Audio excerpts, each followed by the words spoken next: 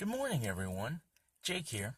Today, I'd like to talk about trials and temptations that Christians may face and why it's not always a bad thing. I'm going to be reading out of the NIV translation in the book of James. I'm going to start at verse 1, or chapter 1, verse 2, and finish in verse 8. Consider it pure joy, my brothers and sisters, whenever you face trials of many kinds, because you know that the testing of your faith produces perseverance.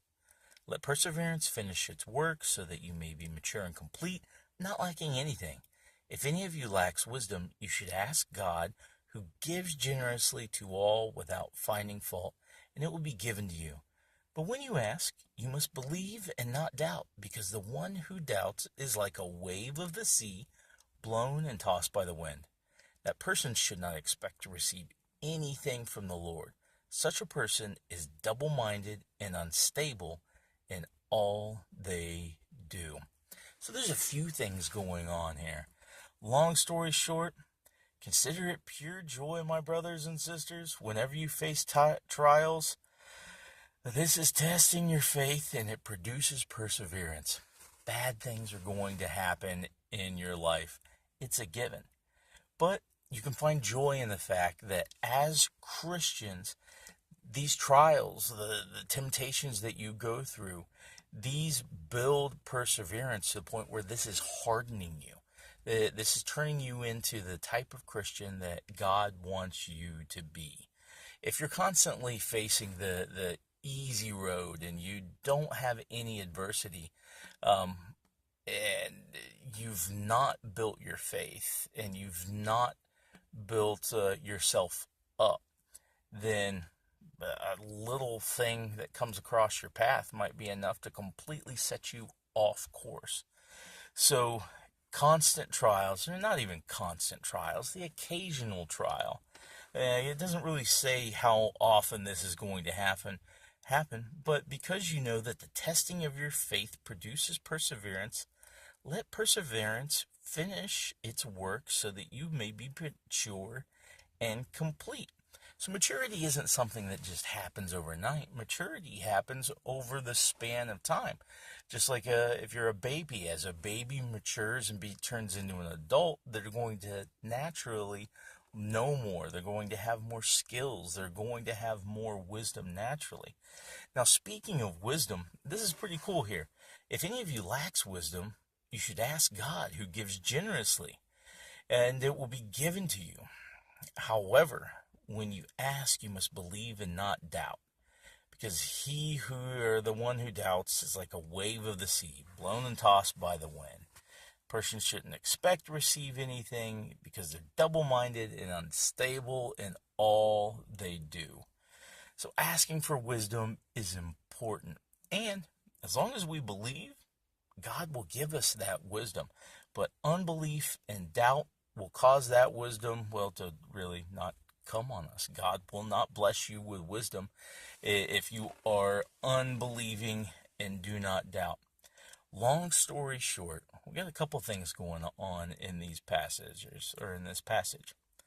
As a Christian, you're going to face trials, and these trials can be used to harden you and to build you up and to mature you. So that is important. When something bad happens, just remember, you are a child of God, and that you can come out on the other end hardened and more mature than when you went in. So you can find joy in that. Consider it pure joy.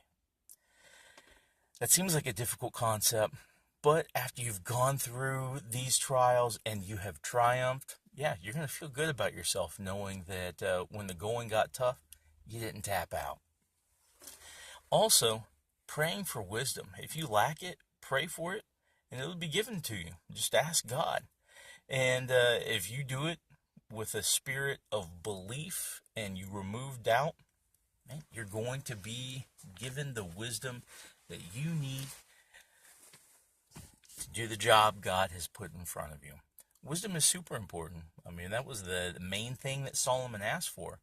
And God was willing to give him absolutely anything. And when he asked for wisdom, God did give him the wisdom and everything else.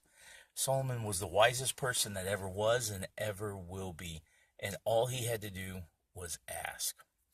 Long story short, I find this particular passage uplifting because even when bad things happen, I know that when I come out on the other end, I'm going to be stronger.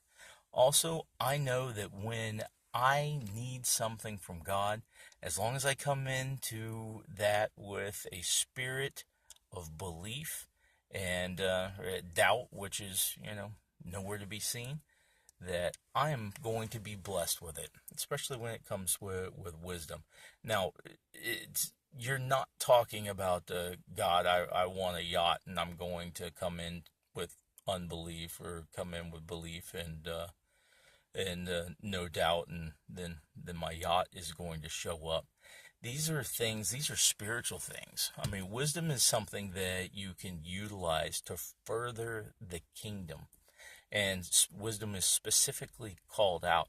If you go through the epistles, there's lots of things that Paul tells you to pray for that you can be blessed with. But again, if you go in and you doubt that you can receive these things, then it's going to be very difficult for God to actually give it to you, because a double-minded man is unstable in all his ways. So take a look at the book of James. The book of James is really short. However, it is chock full of a lot of good stuff. So that's all I got. Well, can't talk today. So that's all I have for today.